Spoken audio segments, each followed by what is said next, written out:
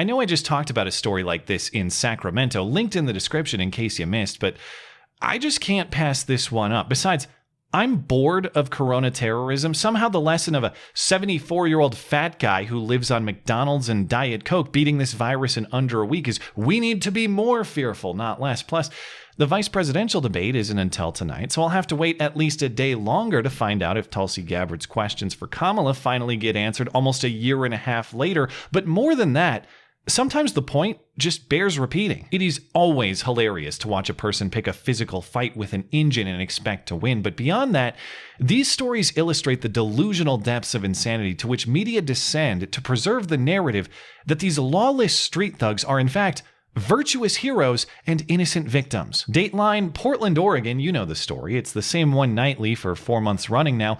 Over the weekend, rioters continued their vandalism at the county courthouse. They blocked traffic. They broke the glass on a cop just sitting in his car doing paperwork before pepper spraying him. Your typical cast of Pirates of the Caribbean casting rejects was arrested. If you find their mugshots unappealing, take note that one of them is an ex-stripper. You be the judge if that's due to a sudden discovery of character or maybe just a lack of clientele. In another scene Sunday, conservative protesters were attacked by Antifa agitators. The group violently tried to steal an American flag one woman was carrying. When she fought back, they dragged her to the ground by her hair. Yeah, sure, it's assault, but it's courteous assault. They wear masks for your protection while they're violently attacking you. They also wear masks for your protection while they're screaming their disease droplets right into your face.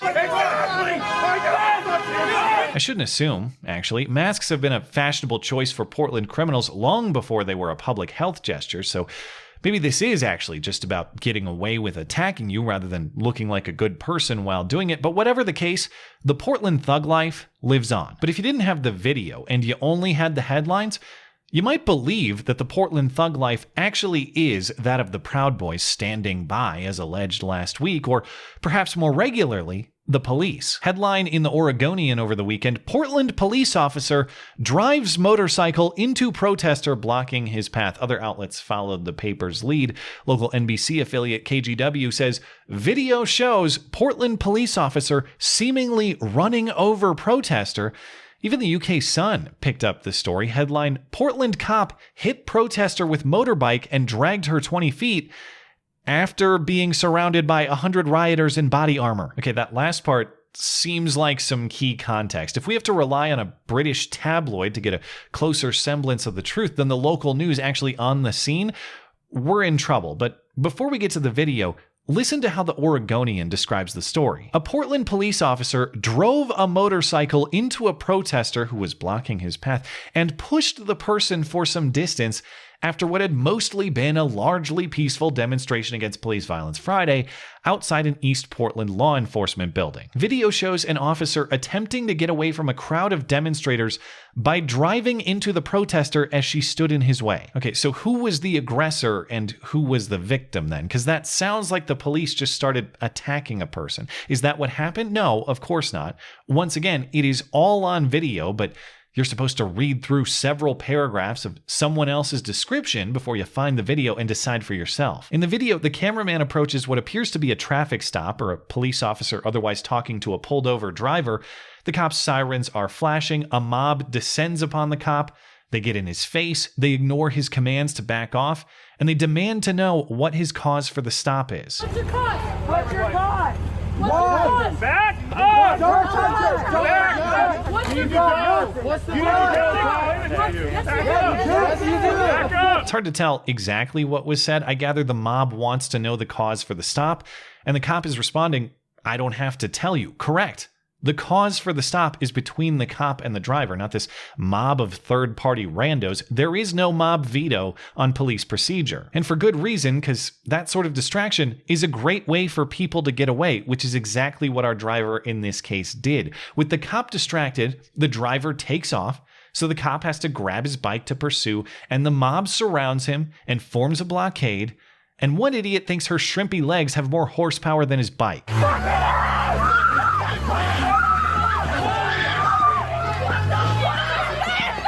Once again, that is not police attacking anyone. That is interference with police duties, which is, by the way, a crime in the state of Oregon and pretty much everywhere else. That's why Afro Carrot Top over here has been arrested and charged with felony rioting, disorderly conduct, and 2 counts of interfering with a police officer. Okay, fine. So you saw the video and it's clear that this cop didn't just attack people, but the cop still acted badly. This Oregonian story continues with several really reachy and one-sided arguments. The police apparently released a statement Saturday that said the woman jumped onto the officer's motorcycle. That's not true, says the cameraman.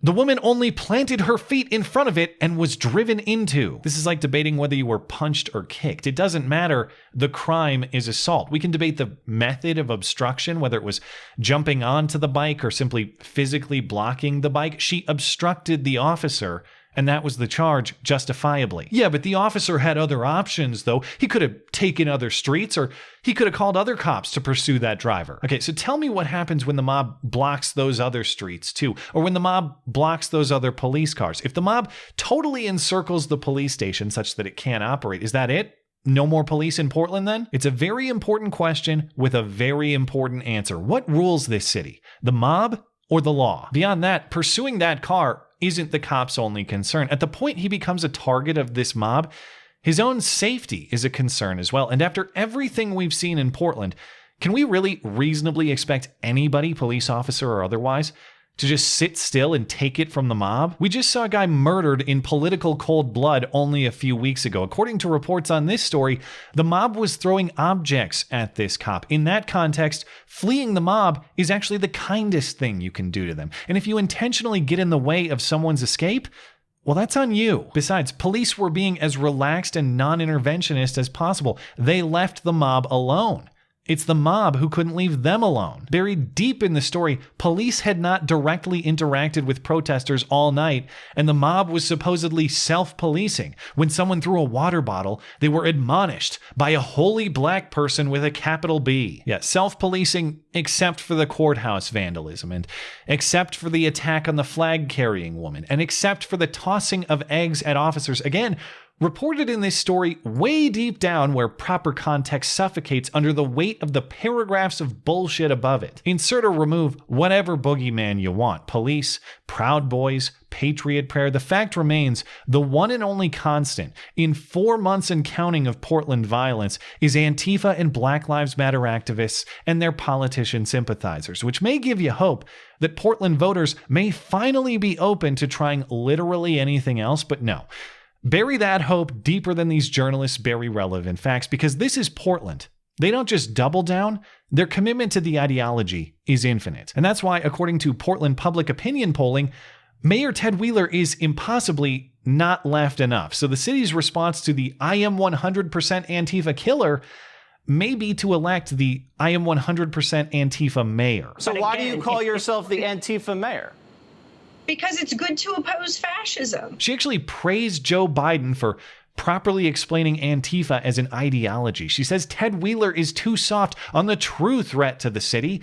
White nationalist sympathizing police officers. She says, if you're a fascist, if you don't want to join the fight against works of fiction like The Handmaid's Tale, then don't vote for me. When it's comparatively reasonable to consider voting Ted Wheeler, that's how you know the only thing actually reasonable is to pack up and leave, which of course means you can expect one thing very soon. Headlines describing a caravan of white supremacists in U-Hauls hunting down peaceful protesters who did nothing wrong other than physically blocking the interstate out of town and attacking anybody desperately trying to get away from them. Thanks as always for listening and for supporting this channel. Always appreciate that thoughtful discussion down below, and especially over on Twitter. That is at ML Christiansen. You're always welcome to coming out and chat in my live streams. Those are linked down in the description. Looking forward to it. Goodbye.